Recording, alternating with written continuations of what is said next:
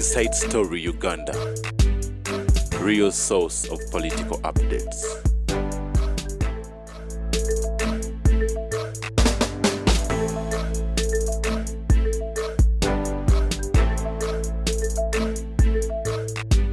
Boba kiza byabaddeyo. That's the problem. Problem ya Uganda yo singe empapula z'amawulire ba Uganda tebakyazisoma. That's why you have a lot of contradictions which me I don't use. Nti gwe omusajja minister eyattente z'amawako abeera atya minister of defense. So one of them is not true. I agree with you. Yes. Kakati gwe n'osanga omusajja tumukunde bamusitudde katebe bwe kati bamusibye empingu anno uyanga muwala we ate afumbiddwa mu family ennene. So balina politics waabwe gwotakola ki? Gwotategeera tibo tebanyiiga. That's why when you are working with these people nga toli mu formation yaabwe kuba tukiyita group psychology bw'oba tobamanyi gwe kati nganze okuŋŋa nti ate ndi mulalu ate n'ompita mu New Vision teriyo $5,000,000 sigendayo. Issue is not money. First retract what you say.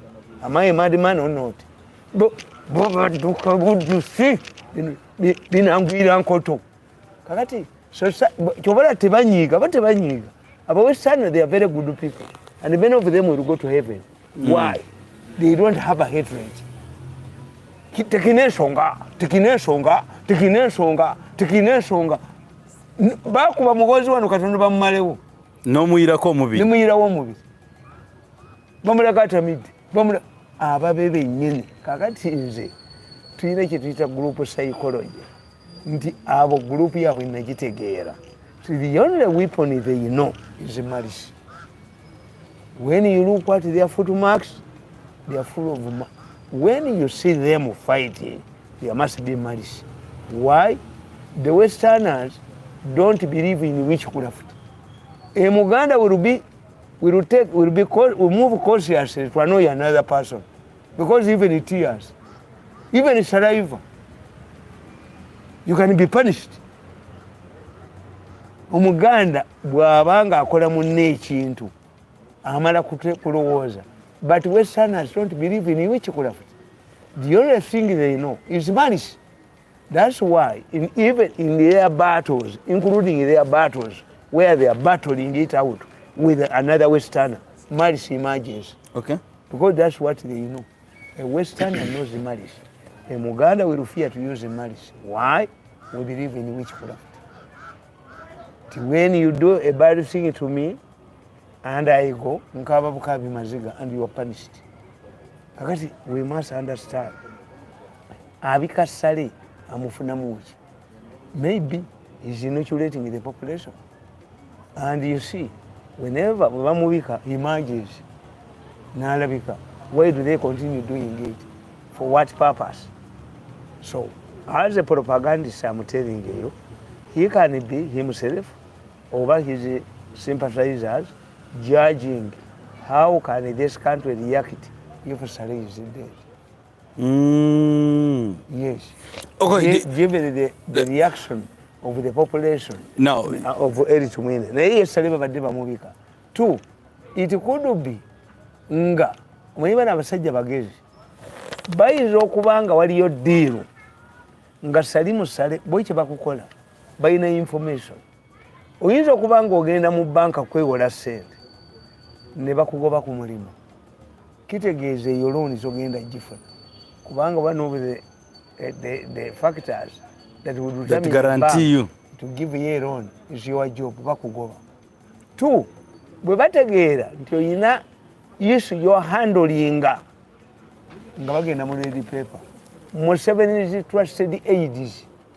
These stories they are talking to Museveni. No, they are intended to scare away the wood. Nti gwe Museveni ba trustinga toliimu obaba lwanira deal okitegedde. Yeah. Tiba sabotaginga looni ne basabotaginga nabagamba ngeri omwami bamuyita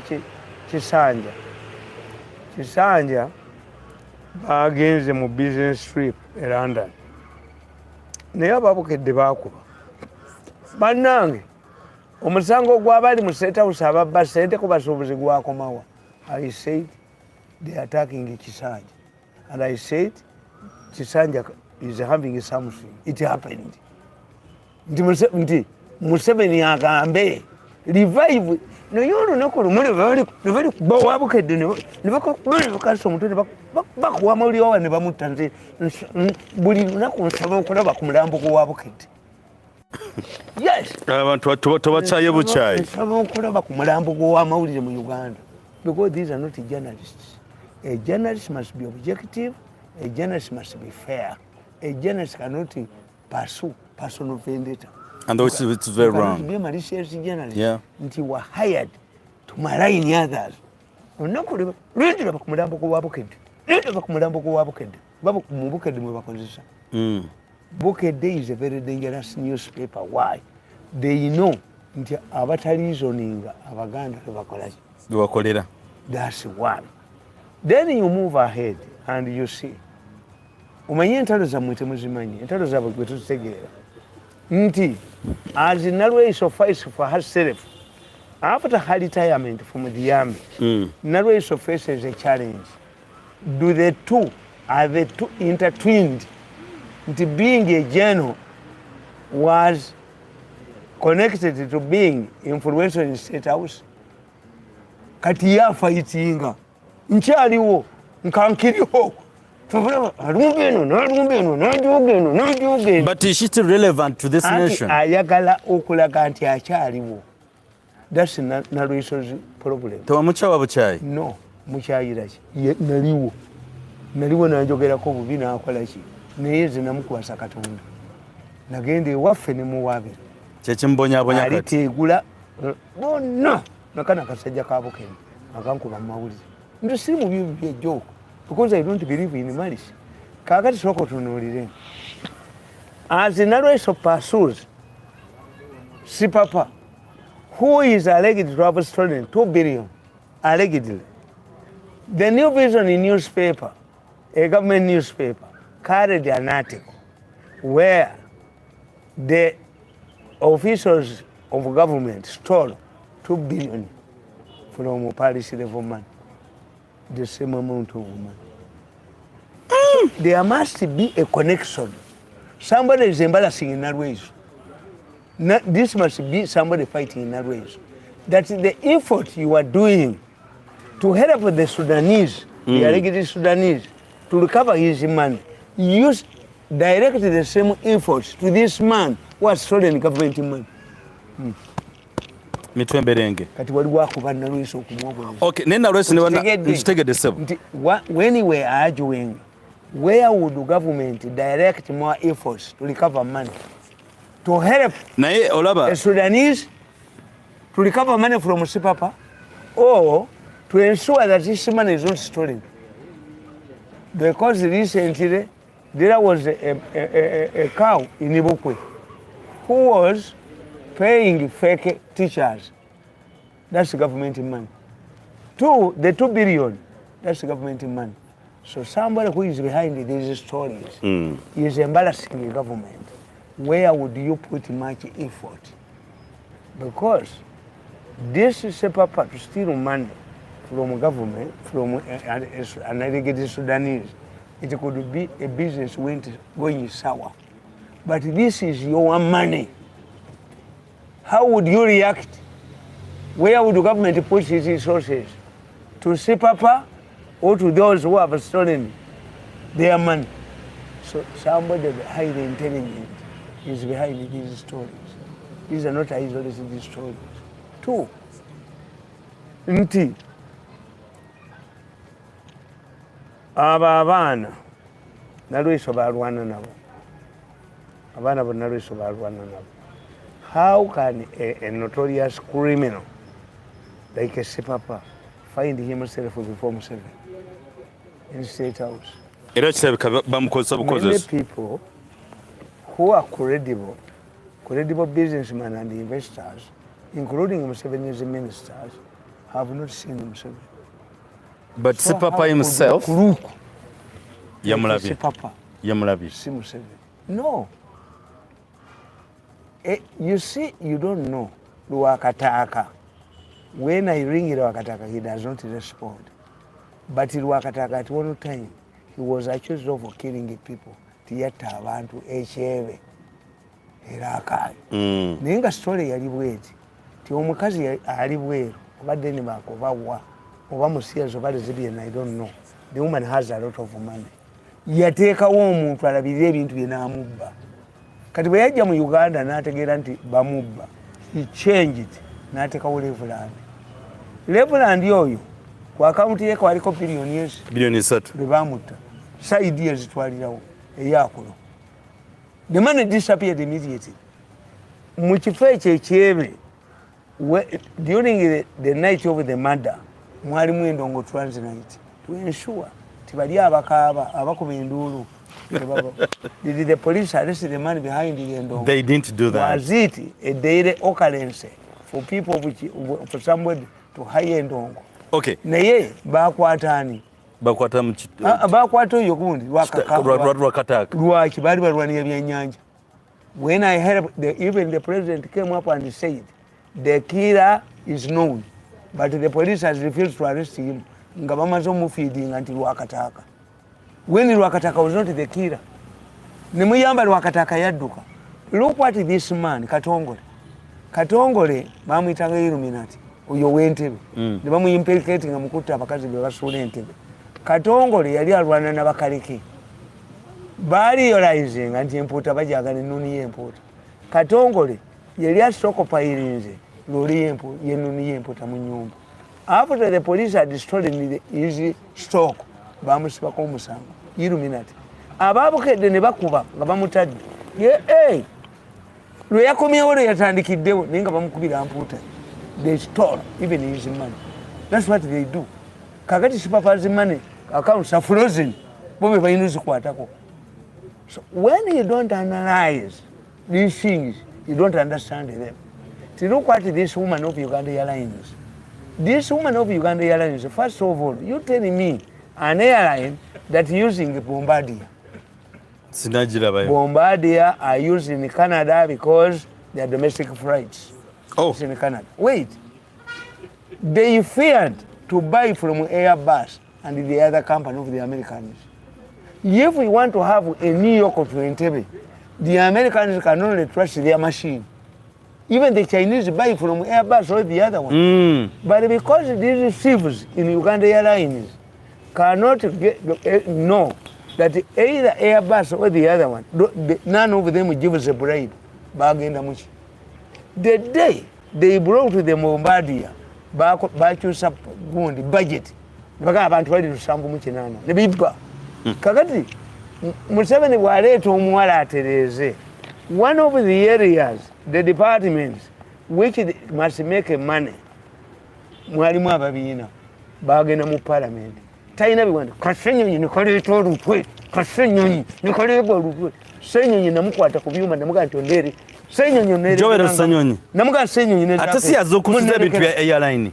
Anti nkubuulira is used. Is a toilet paper. Senyonyi is a toilet paper. Nedda Senyonyi azokusiza ebintu bingi. Ogambye nti Senyonyi lwakitagenda ko mu Uganda printers. Ate government printers bateekamu ssente oyo magezi, the opposite of his name. Akube akube ki? Opposite of his name. Yes, akube stamp. Sente bazibu. Anatera, not Basosa Uganda Airline. Anytime they will be joining in a country where you have very few parastatals, COSAS investigates parastatals, but the economy is in the hands of private sector. Yeah. The most powerful committee of parliament was PAC, which was killed by Segona, and they resorted now to COSAS to extract money from these people. I'm telling you. But do you believe, appreciate Joel's work? Kaina. Bintu byali birinze bintu bikulu nnyo. Ebyennyonyi ebyekisaawo. Atebiriwa. Katula bakisika. Nedda sibi abadde nze nabakubye ne mbagirayo. Nze nabagiddeyo documents nga okwaniriza Bombardier gye baleeta. Budget yali ya billion 1. Just for coming it. Okola. Did these people attend nebiduka n'entwe zaabyo? And Katumba is a loser. Katumba is a loser. General Katumba Wamala. Yes, he's a loser. Because the minute Mirundi abantu tobagala bwagazi oba kuba bukubi bonna. No. Oba mbalira. Nti Katumba Wamala tasobola babbyako. Baatula ne bagamba nti if we want to beat the regulations, let us increase by 38%. Bayise bajongeza netoka ku billion. Negaduka n'entwe zaagwo n'entwe. Bagikola 19th. The woman took over on the 23rd. Kati singa baali bagezi nganze. Fekye twalikoze. Twalikiriza omukazi. Muwala muto. N'ayingirawo. Akoleki. Netumufunira omusajja. No, those are sexual affairs are not entitled into parastatals of the government. That's how mafias do. But do you entertain the mafias? Because they had stolen money, their reaction, because they are not thieves. A thief must have a sharp memory. You must be highly intelligent to be a thief. Uganda has no thieves, except the village thieves. Government has no thieves, they are idiots. Because if you get a man like me, we have stolen money. Mugezi wali obyeko. Anti nkubuulira nziba naye tebankwata. Baganja kukima nno. Omubbi alina okubeera nga kapa eriridde emmese ku ssooka enjeru. Ekombawo tolabawo. Yeyo kapa engezi. Siifo kanoni. Olaba ababbi b'omukyalo. Baba bagenda okubba ettooke. Bambala engatte y'ekyayi nga mpanvu nnyo. Bw'opimako baga nti ono omusajja si waako. Ekikolokomba tebagenda nakyo. Kwegamba kyesiba. Ente baziteekamu gamu boots. Netambula. Sayina kutwesinga nte. Ababbi b'omukyalo bagezi nnyo. Ente mu kyalo bwe bagibba bagenda ne bagyokyako essanja ne bajja bagibikka mu gundi ne bagirekawo weeriira. Kaakati olw'ebbogoma naki ente eyali emmyufu eya brown ebiba bye bagyokezaako mu ttaka bifuuka bya bulaaka. Onoonya nti endala baakozedde ente endala. Ababbi b'omukyalo wabba eggaali mu katale agivuunika bw'ati. Bw'onoonya gye waleese osimbi ye ng'akulaba. So the village thieves are highly intelligent. Kakati bano kye baalikoze oyo omuwala muto wadde mulokole n'omukadde bamunyenyogera n'aseka n'omulokole aseka byali mulinze n'ajja ne bimuteekako embooko y'omuvubuka ne bamukwana oba ne bamuteekako ne batandika omuluwalinga gundi kakati naye ne bamuyingiza muki mu system naye bo baayagala to prevent him to prevent her. Talina biwandiiko kati abiina talina ki kati abiina.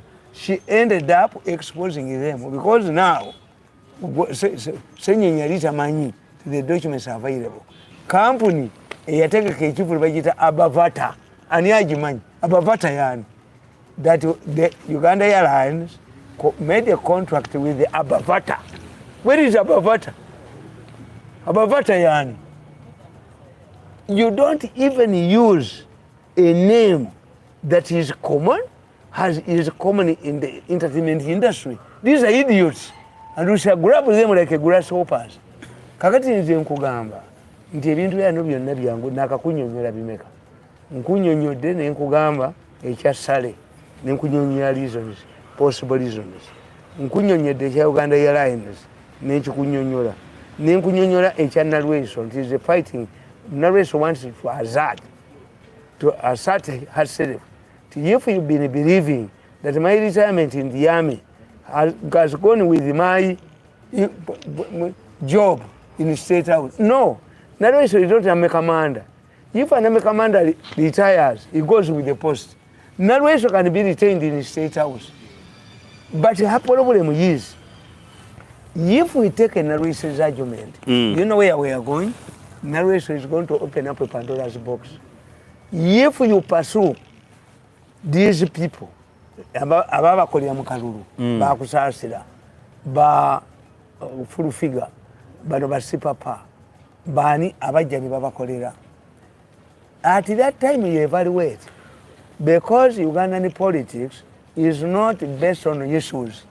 Kuvuma kwonona kibula Nalweso yabuli akasajja kambumange emmotoka nakagulira emmotoka n'enyini Saudi yako ani bagulira emmotoka. Where do you have a government that it depends on the foreign callers. Senior Mirundi. Nanga nacha kubuzaako. Yes. Lwaki government ya Uganda anti major issues are not given attention, yes, and minor issues are being paid attention. Who can bring out these major issues? The intellectuals tebali mu debate. When you go to LC5 chairpersons, how many LC5 chairpersons can offer themselves to be presidents? How many MPs can become presidents in Uganda? You look at Eyala. Eyala, the moment you want the federation. If you want the federation, you would take there your best. Absolutely. That's what because this is at the informant stage. You compare other countries. What type of caliber do they take to the East African Legislative Assembly? Because this is a federal government. We are forming a federal government. A federal government means that you have two spheres of authority. The federal government in Arusha and the state government in Kigali, or regional government and in Kampala and in Nairobi. What type of people are you sending there? Bantuchi. Now, do you still think abalio tebalina magezi? Baba wano wa speaker ne mubirwaniramu. Why? Ekitegeeza mmwe problemu ya mweriemu. You don't know what gamba problem y'abalinze nga sibirimu. Problem ya Uganda eriemu temanyi kye bazimba. Kati tunazimba tuyange mabagizibikira. Tebakimanyi kye bazimba mu federation. Nti Britain has decided to leave the European Union. Yeah. Britain yagaana okukkiriza paundi yaayo bagiteeke mu euro. Yagaana. Because Britain has more history recorded than any of the European countries. It has the Premier League, it has the monarch, it has the Commonwealth, and it America bajikubye nnyo ku ddiini abasiyers. Kakati Queen takyali mukulembeze wa ddiini. Premier League kati mwe muva sente yatuyamba ku COVID. Kakati otunuulira ti Britain has decided to go alone. Lwaki eyina ababazi. What do we Albright? Waliwo omukazi bali bamuyita Albright. Britain has been getting, the European Union gave Britain a lot of concessions. Britain refused. Okay. Why? Yategeera, what do I get? It's experts. What do we get from European Union? What do we get as an independent country? The immigrants are coming to Britain. This is why Kagame has taken advantage. Kakati mmwe mulonda abeeyala. Eyala mugitunulyanga palamenti yammwe. Omusajja bw'omubuuza agenda mu eyala wasomako international relations, the interaction of state and non-state actors in the international arena. If we have negotiation, can you help us? No. The most qualified person to go to eyala would mean me. Nze nsoma international relations. Ekintu okyeyagaliza bweyagaliza. Nedda ate obindabamu. Ngende nsambire bakikojogo bamenye okugulu. Eyo nze mayiro. Samakulu gacho iyala tena kye tugattako. Ekyokubiri. Amawanga gali kubanga olina okumanya. Bwe baali bakola European Union bagitandika amawanga abiri. Germany and France. And why? America feared going, Stalin was communism going to go sweep Eastern Western Europe. Nate America yateka amaje emitwalo 35 mu Europe based in Berlin to prevent the Russians. Yeah. Nenkugamba nti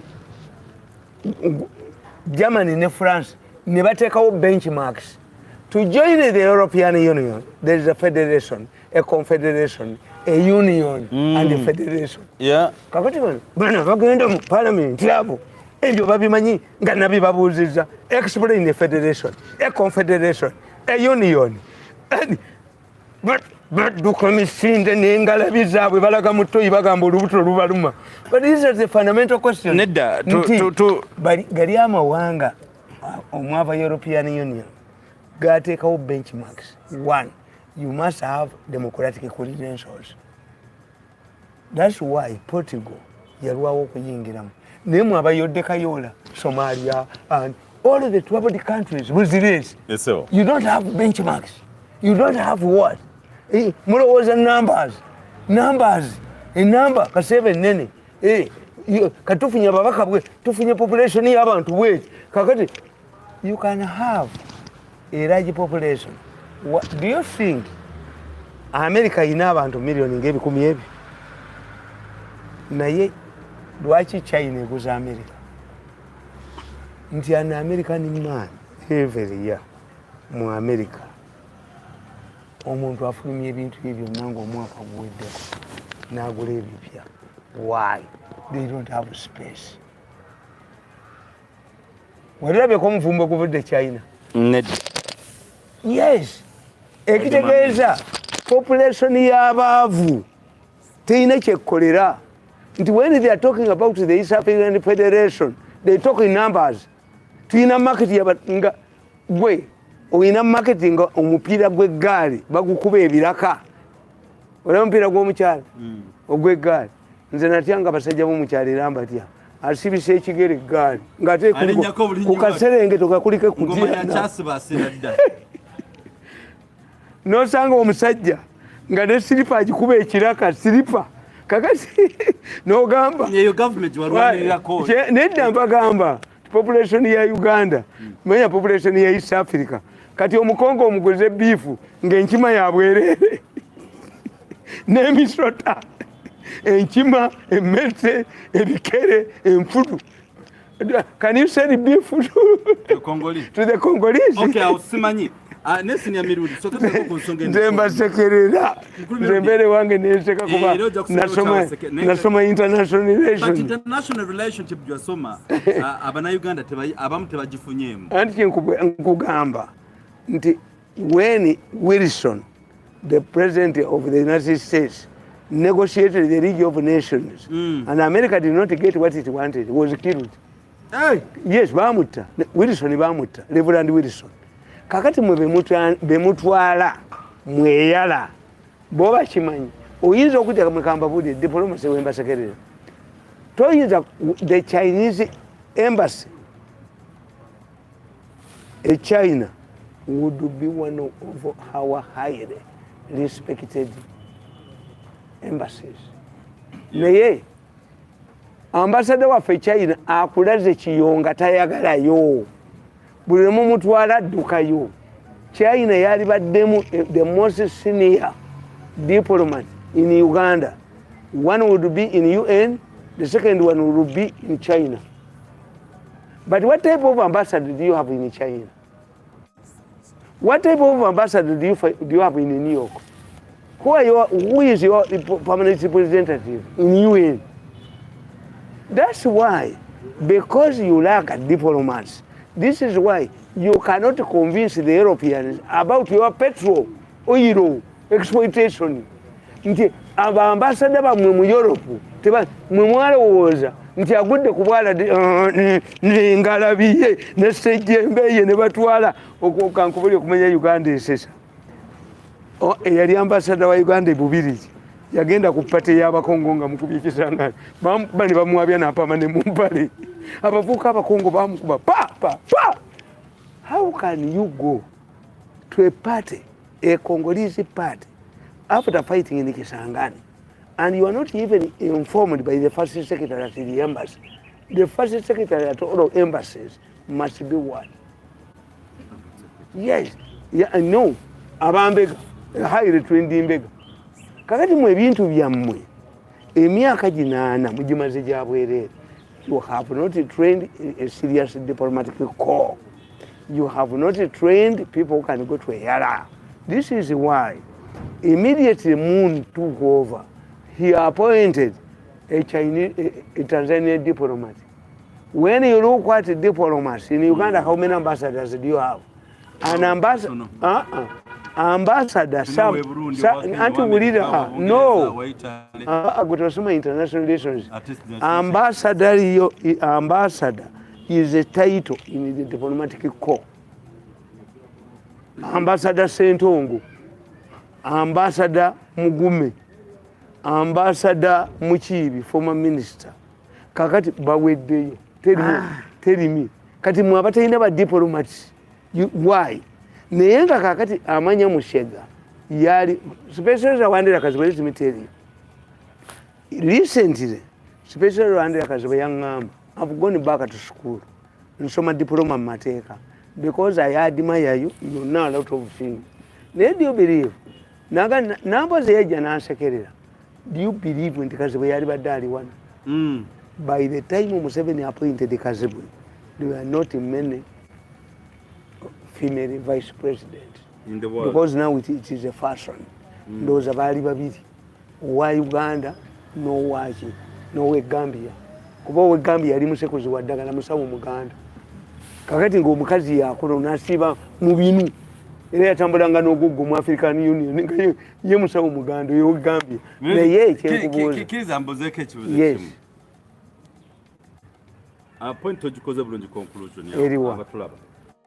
Ejjembuzako ey'omukulu gwe bayita Caleb Akandwanaho Salim Saleh. Anti I've explained because you know since the media has come out Nkugambye. Now you're also insisting Nkugambye. How true is it? Did you see Salim Saleh or not? Kuba mu Abaganda mbamanyi. Abaganda Benny Kiwanuka opportunistically went to Obot and told him, give me permission to bring the corpse back. Obot agreed. Benny Kiwanuka, to bring back the corpse of the late king. Benny Kiwanuka wrongly believed that by bringing the body back, it would precipitate violence in Uganda and remove Obot. Obot wanted the body to come back so that Uganda could confirm Tulia College. Yafa. Naye obusajja bw'emmengo obwo nga n'emmengo baamukubadde bwaleeta omusajja omusamize n'ayimba zoogedde ejali naluwema alaba endege bwe zoogera zoogedde ejali naluwema alaba endege bwe zoogera zoogedde ejali naluwema nti bawema obwo temuteesa mulamu naye ng'ekituufu yali akita ne bakanonyo kakwata ne kadduka. Kati, when Amin finally brought to the corpse, Mutesa's body, what happened? Bakugamba, Abachina bawumba, ekiwumbe kye baleese kya China. Era omusajja omu muyina abantu abajja okulaba enjole ya Ssekabaka Muteesa eyasembayo yali Busega. Omusajja agenda ayogera tibanange Ssekabaka Muteesa yoyo yennyini nasambanga naye omupiira yalina n'enkovu mu kyenyi baamukuba ne bamuttirawo. Kabaka tabikwa because they feared nti once you say that Muteesa had died then the fire will ekyoto kisigala kyaka. Basigala baabye ennyimbe ne bamera ebirevu kyewungula yina ekiribu kyamera mbuzi kyewungu bwe tewabulabako obusajja. Kakati is it the same message you are using on Saleh? Are we seeing Saleh? Can Saleh a corpse come and surrender officials ogaba omwana we? How? Yes. But people are telling us it was edited. Ngagwe omusajja munamawulire omukoko. Anti kyenkubuulira byali edited. Kwabaddeko n'ekifaananyi ky'omugenzi eri akateegaya. Kyova olaba kiri bwe kiti nti bw'osoma divinity. Yes. Badisciples abasinga obukulu bali aba babiri. Singa Yuda Iskariyoti teyayanguyira Jesus mutundayo, Maria Magdalena yamuli bubi. Yali amwekiisemu. Maria Magdalena yafa ku island ey'Abamalaya kujja kuba Jesus switch. Era bwe yalekera ekifaananyi kye Maria Magdalena. I'm telling you, if Yuda Iskariyoti teyatunda Yesu yali tayagala nagenda yagamba abayigirizwa be bannange temunsabidde nako emirundi egi nakati nga tayagala kugenda Maria Magdalena amwekise mu kiguuni.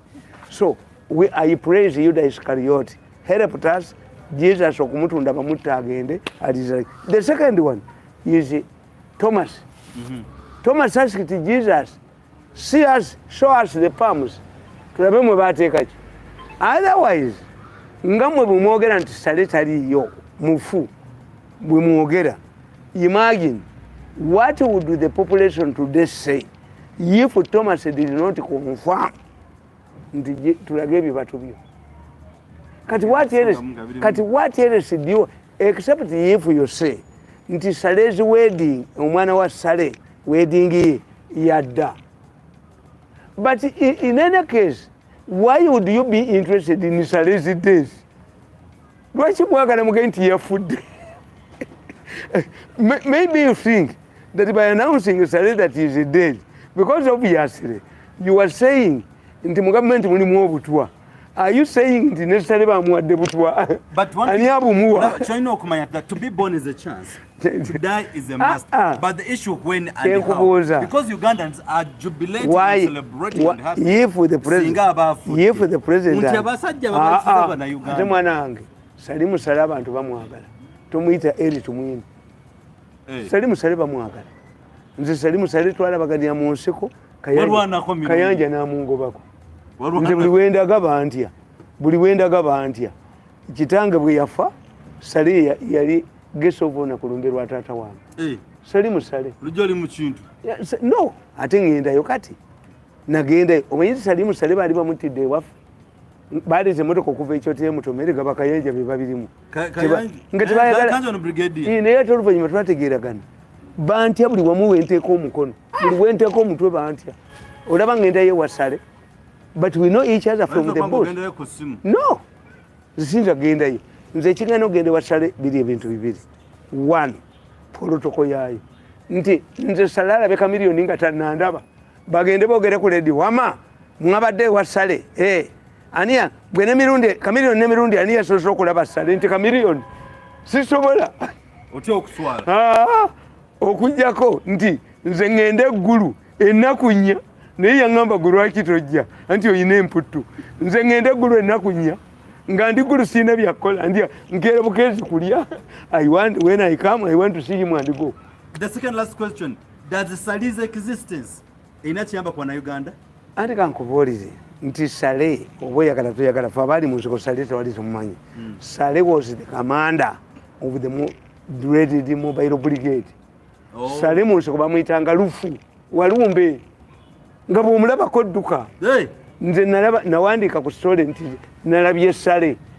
The Daily Nation said the Muno reporter claims to have seen Sale Musale nga Sale alabwa. Sale nga talabwa. I was talking in the program with my son. Nemuga Sale bamukubira ebukalabi omukono guno agasajja nako agobotri gadda mu miti waggulu enkuba ng'etonyi Basale ne bajja balumbe baali bamutiddewo nako gaali gayiza obukodyo. So which means Sale is a popular man, whether you like it or not. Sale tomute kambabuulire Museveni insulated his family.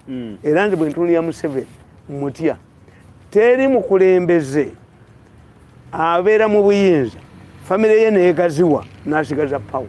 Look at Tolobert, but Tolobert mu Liberia. Look at Saddam Hussein. Naye Museveni has managed to control his government. I'm telling you. Omanyi nti Amini yalekako n'oyo mutabani we Moses nga yafuga eggwanga. Amini omwana wa Madiina yamulekako nti acting president. Okay. Ne Madiina n'amulekawo. But Museveni has insulated his family. Tobulira nti Toyota tabavudde wa Toyota. No. Toyota yagenda okwesimbawo. Sodo ensi yavaayo. They have maintained. I salute them. I tell my children, emulate the Museveni family. They learned from the past mistakes of other leaders. Mirundi. Tebakoze fujjo. The suffering gye tutamu ennaku even right now twogerera ya mukwano gwoyo gwawadira Museveni. Anti kyenkubuulira, what has Museveni done? Ebyokusoma abantu babona. Nze Museveni nze gwatasasudde. Dindako. I regulate the day met him. Olaba nabo mwevuma. Yes, sir, tansasudde. Kati natwe kyomwagala. Anti nkubuulidde Museveni tansasudde. Why? I'm engaged in a battle era Museveni kyayina tewali muntu mu Africa yali engaged mu battle na family members be n'atankwata nesigala nga n'amagye agankuuma. Ye kye yakola yampa omulimu ogwa wansi nansuula kasasiro neŋŋana okugendayo. I'm not an advisor. Eyo level nagivaako. Singa president yakera ku makyana ŋŋamba ti retire nkuwadde sente singa ndi waffe neekolera singa yampa scholarship nali sisobola kubeera mu gavumenti ye omuli ate benwana nabo. I will be surrendering myself to chi. Naye Museveni is very unique. Museveni yabawa structures nti temugamba nti sente teziriiyo. What you are talking about is that 2 billion intended for parish level has been stolen. By who? But the effort Nalweso is put to arrest Sipapa, who has stolen allegedly from an individual businessman. Since I take Kamuchi, Muyabia sentence to Okitegede Gori Musomesa, we professor. Omuntu yenna ku ssomero gwe wadde ogula emmere n'atagigula aba dangerous. Abaana bategeera nti wali mmere bookya essomero. Yes, they riot. Kakati mumaze okugamba abantu ti mulinde tubaleetera ssente. Buli muntu agenda kufuna omunaku emitwalo miliyoni emu wadde bazibbako nga bawulira nti bazibbye mu lupapula lwa gavumenti. But in Nalweso and others, even the IG, because this is not a matter of IG, this is a matter of arresting them. Are they, naye Museveni agenda mu kitundu n'agamba nadizi wanadizi aliwa twakuwa kino yesebo twakuwa kino mwabifuna nedda kati nze Mirundi mu gavumenti gye ndikolera etali ya Museveni nja musaba intelligence oba handler. An advisor and a handler are different. Okay, Mirundi. Nzije n'empingu zange. Obasibe. Anti webogerera nti ebintu wabifuna. Kuba you are blaming Museveni. I always compare Museveni to a man who is a trailer driver. Aleka sente nazirekera omukazi. Omukazi sente nazikubamu endongo. Naziwa abasajja abalala. Abaana be. Should these children blame their father? Because the man lives with the money. But the woman who should care about the children, okay, diverts the money. Okay. Museveni akwata sente nazibawa. Mirundi chembuza. Oli gana tugamba nti mu Minister of Education tebaziba, Minister of Health tebaziba. Ani omubbi omutuufu? Museveni ye mubbi, agambe si mubbi. Atazireeta. Nati katwa twaziraba. Atazireeta nkugambye. Museveni agambe nti ono mubbi abasibe, tanasaye mubbi n'omu. Akola reshuffle buli kiseera.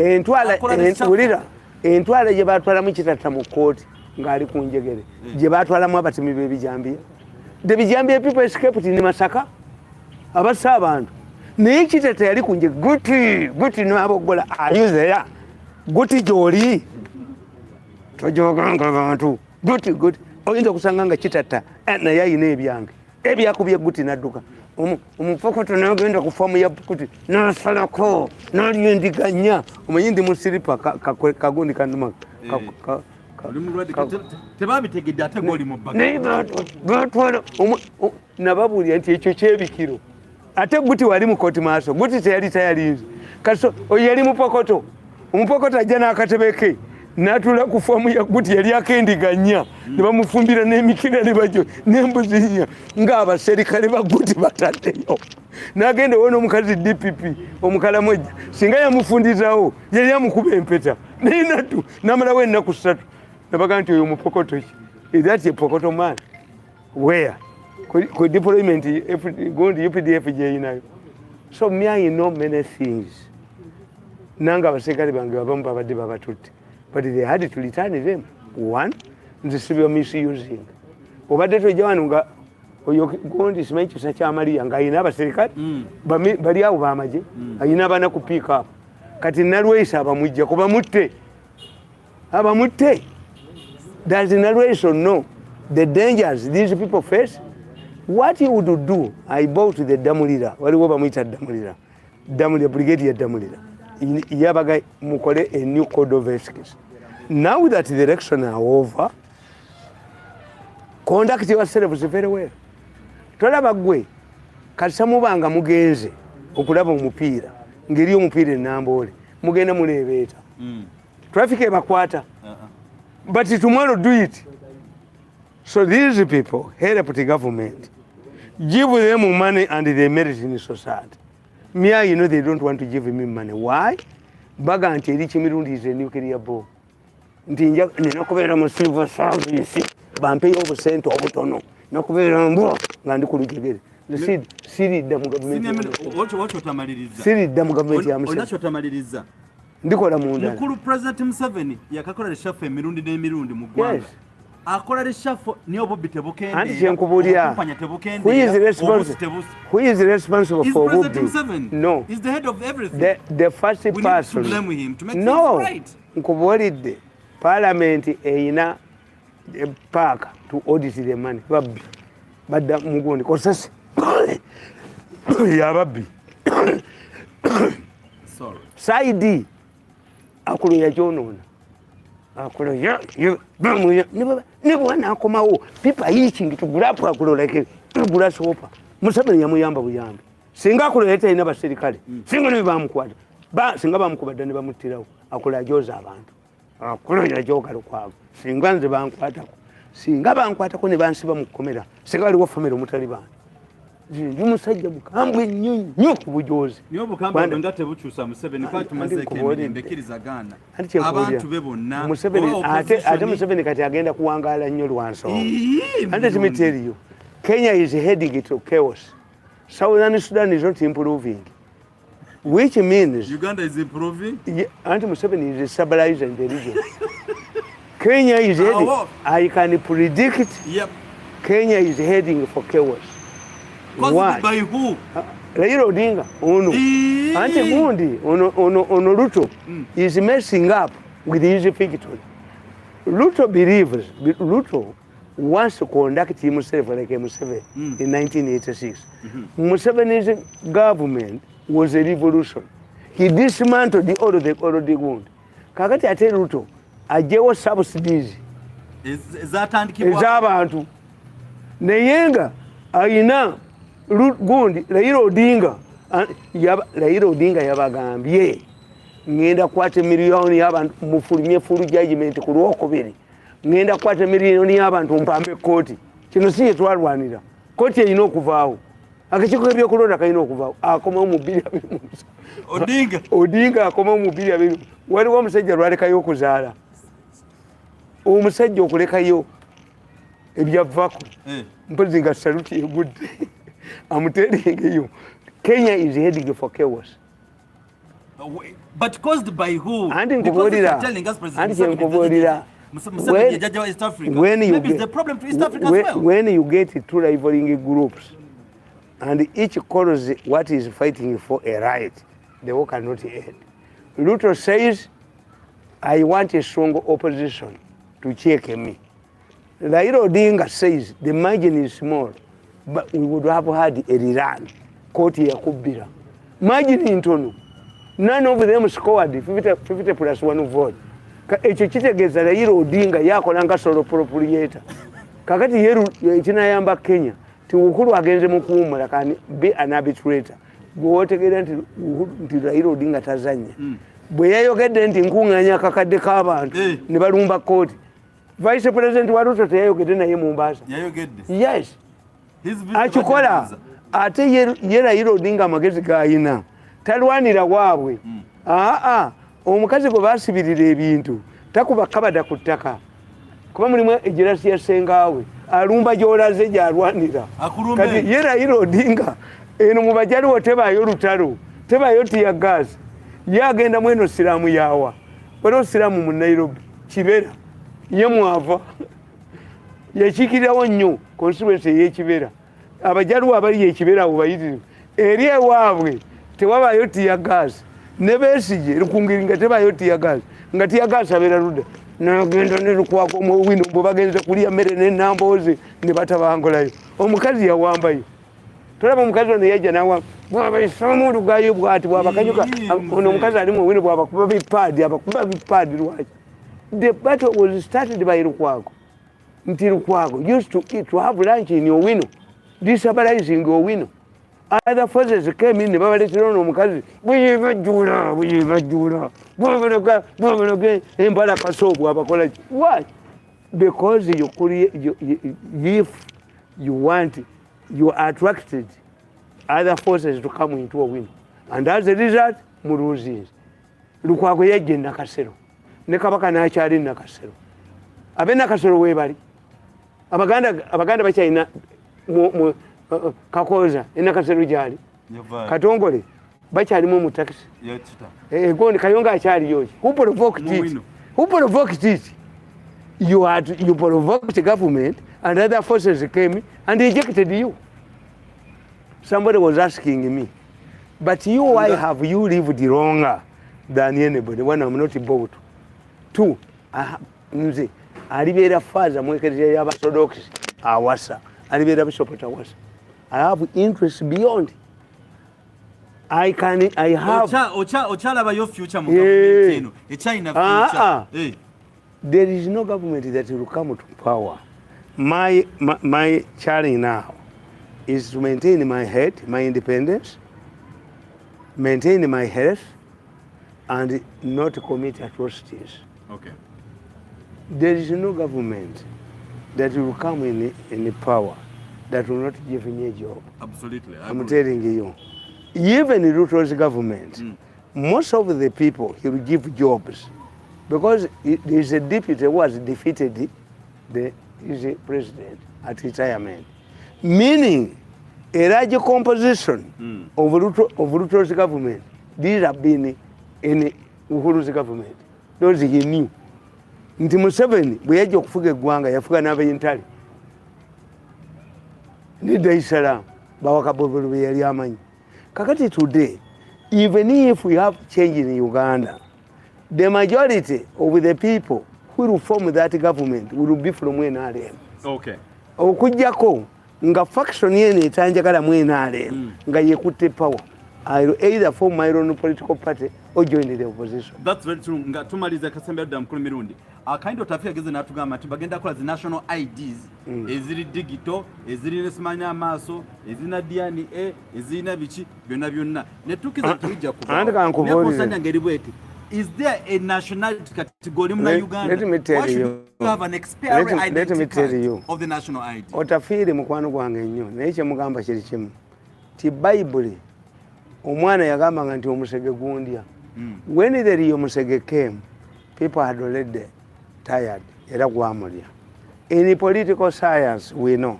Once a government loses public trust and confidence, everything it does becomes a referendum. Government kasaba abantu bajijjamu obwesige nti Ebola tebajja mukkiriza mu byesente za COVID-19. Ebola zabbibwa? Yes. Sente za COVID zabbibwa? Era Diana kati ali mu Ebola. Era Ebola yayingidde. We know. Nti esente kati mwina zirya mu health. Era Ebola yazze.